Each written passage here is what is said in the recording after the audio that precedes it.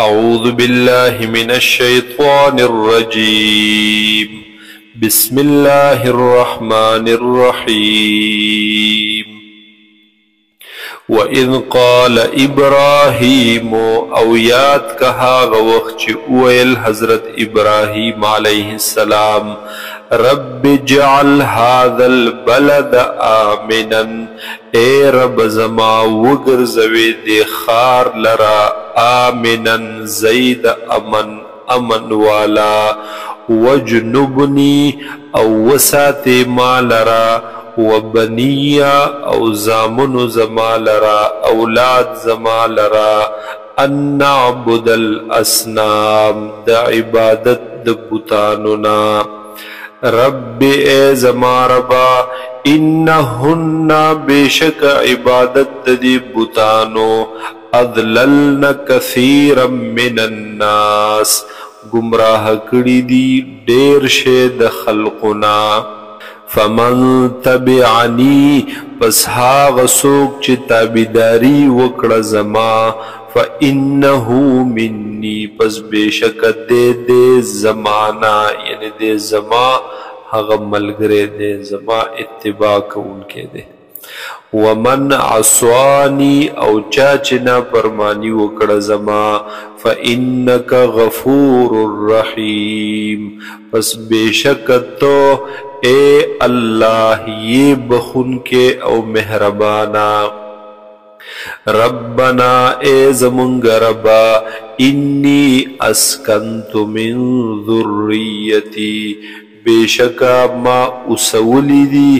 اغباز اولاد خپل لرا بواد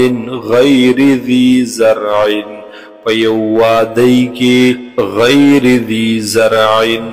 دا سی وادی چی بے فصل دا عند بیتک المحرم خوات دا کورستا اے اللہ المحرم چی دے احترام والا دے عزت والا ربنا اے زمانگ ربا لیقیم الصلاة دا دید بارا چی دوی قائم کی مانزل را فجعل پس وگر زویت اے اللہ افئدتا من الناس زڑون دا خلقو تہوی الیہم چی مائل کیگی دوی طرفتا ورزقهم او رزق ورکی دویتا من الثمرات دمیونا لعلهم یشکرون دید بارچ دوی شکر اباسی ربنا اے زمانگ ربا انک تعلمو بیشکت پیجنے ما حغس نخفی چپٹوی منگا وما او حغس نعلنو چخکارکوی منگا وما يخفى على الله من شيء او نشی پٹے دلے پا اللہ تعالی باندی حس یوشے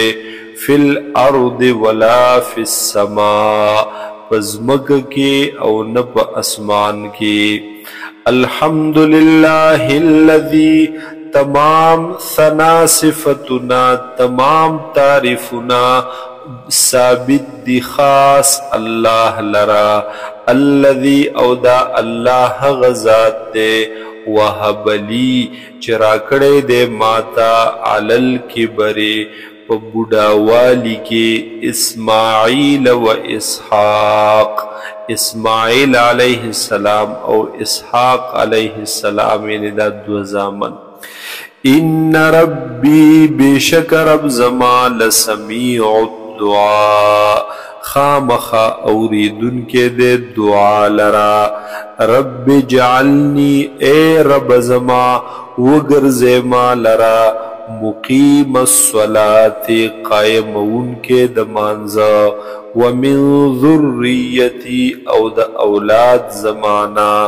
ربنا اے زمانگ ربا وتقبل دعا او قبول کی دعا دا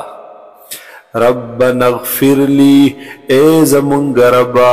معاف کی ما لرا وبخیما لرا ولوالدی او مور پلار زما لرا وللمؤمنین او مؤمنان لرا یوم یقوم الحساب فهاغ ورز یقوم الحساب چی قائم بشی حساب کتاب یا جو بدریگی خلق دپار د حساب